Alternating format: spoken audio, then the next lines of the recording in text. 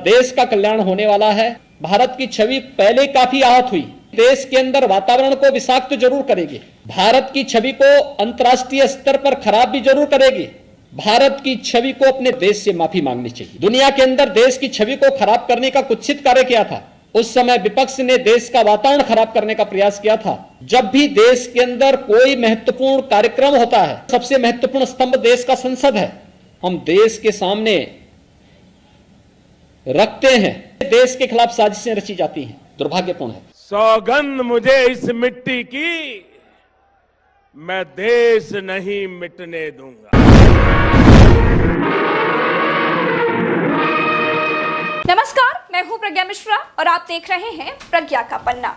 देश की जितनी बदनामी राष्ट्रवादियों के राज में हुई उतनी कभी नहीं हुई। सही बता रहे हैं। किसानों ने आंदोलन किया, देश की बदनामी हो गई। 200 किसान आंदोलन में मर गए, ये सोए थे। विदेशी लड़कियों ने ट्वीट कर दिया, देश की बदनामी हो गई। बंगाल चुनाव के लिए इन्होंने अपने हाथों से देश को कोरोना के मुंह में झोंक दिया। देश श्मशान बन गया। लोगों ने तस्वीरें दिखाना शुरू कर दिया, अखबारों तक ने छाप दिया, देश की बदनामी हो गई। एक के बाद एक करके कंपनियां बंद होती गई, उद्योग बंद हुए या बेच दिए। लोगों ने दिखा दिया या लिख दिया तो देश की बदनामी हो गई। जिस CAA NRC पर बंगाल के भीतर जुबान से थूक तक नहीं निकला, उसके खिलाफ मुसलमानों ने प्रदर्शन किया तो देश की बदनामी हो गई। वो राफेल जिसके भ्रष्टाचार की जांच फ्रांस करने लगा, कांग्रेस ने हल्ला मचाया तो देश की बदनामी हो गई। इनकी सरकार में इनकी नाक के नीचे पत्रकारों के, जजों के, बिजनेसमैनों के, मंत्रियों के फोनों की जासूसी इजरायली फूफा कर रहा है। लोगों ने सवाल उठा दिया तो देश की बदनामी हो गई। जितनी बार देश की बदनामी 2014 से लेकर अब तक हुई, उतनी तो 70 सालों वाली उस सरकार में भी नहीं हुई जिसको ये लूट घसोट वाली सरकार बताते हैं। कोई कुछ पूछ ले तो देश की बदनामी हो गई, कोई कुछ कह दे तो देश के खिलाफ साजिश हो गई, कोई कुछ लिख दे तो देश की बदनामी हो गई। सपा, कांग्रेस, बीजेपी, बसपा सब कुर्सी कुर्सी खेलते हैं, ये सब जानते हैं। लेकिन इस खेल में बीजेपी घरों के उस सबसे छोटे बच्चे की तरह है जो बात बात पर अपनी माँ से कहता है कि मम्मी देख लो भैया देश को बदनाम कर रहे हैं। अरे भाई, हमारा भारत देश बहुत महान है, वो किसी के सवाल पूछने से बदनाम नहीं होता है। पहली बात, कोई सवाल पूछे तो उसका जवाब दो।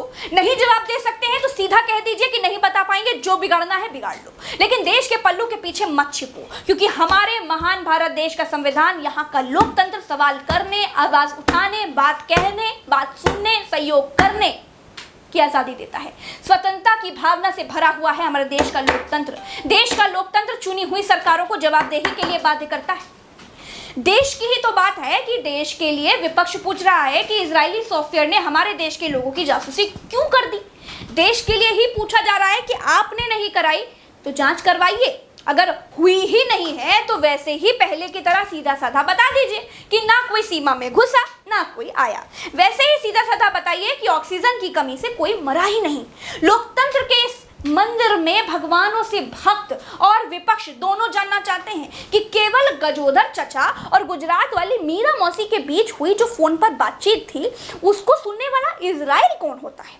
अमित शाह जी के बेटे की खबर छापने वाली रोहिणी सिंह की बातचीत इजरायली लोग काहे सुन रहे हैं।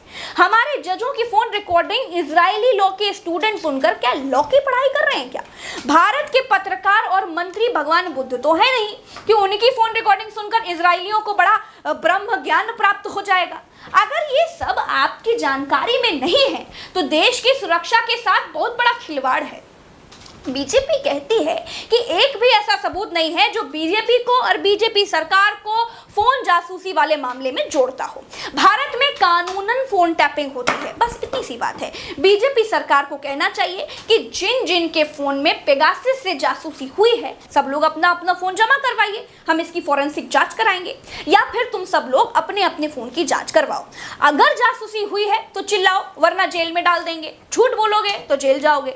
लेकिन ऐसा तो सरकार की तरफ से भी नहीं कहा जा रहा है। सरकार कह रही है कि कोई सबूत नहीं है जो बीजेपी और बीजेपी सरकार सरकार पर उंगली उठाता हो तो सबूत तो नहीं होंगे साहब। हमारे घर का छोटू भी फ्रिज से चॉकलेट निकाल कर ऐसे खाता है कि कोई सबूत नहीं छोड़ता। विपक्षी तो यहाँ तक कह रहे हैं कि इजरायली कंपनी के पेगासस से नेताओं के फोन की जासूसी कराकर कई राज्यों में सरकारें गिराई गई, कई चुनाव जीते गए। आरोप भी वही पार्टी लगा रही है जो आपसे पहले वहां बैठी थी जहां आप बैठे हैं। एक डाल से दूसरी डाल पर कैसे कूदा जाता है या हाथ से प्रसाद कैसे छीन कर खाया जाता है, ये उस बंदर से बेहतर कौन जान सकता है जो कभी उस पेड़ पर बैठकर धमा चौकड़ी मचा चुका हो। दोस्तों चैनल सब्सक्राइब जरूर कीजिए, वीडियो शेयर कीजिए। मेरी वेबसाइट है उल्टा चश्मा यूसी, उस पर मेरे आर्टिकल जरूर पढ़िए। पहली बार वेबसाइट खोलेंगे तो नोटिफिकेशन आएगा, उसको अलाउ कर लीजिएगा। इससे मेरे नए आर्टिकल की जानकारी आपको अपने आप फटाफट बिल्कुल मुफ्त में मिल जाएगी। और मुझे ट्विटर पर फॉलो जरूर करें, @प्रज्ञा लाइव नाम से खोजिए, वहां साथ आइए। साथ आएंगे तो सच और वो और शक्ति मिलेगी। दोस्तों चलते हैं, राम राम, दुआ सलाम, जय हिंद।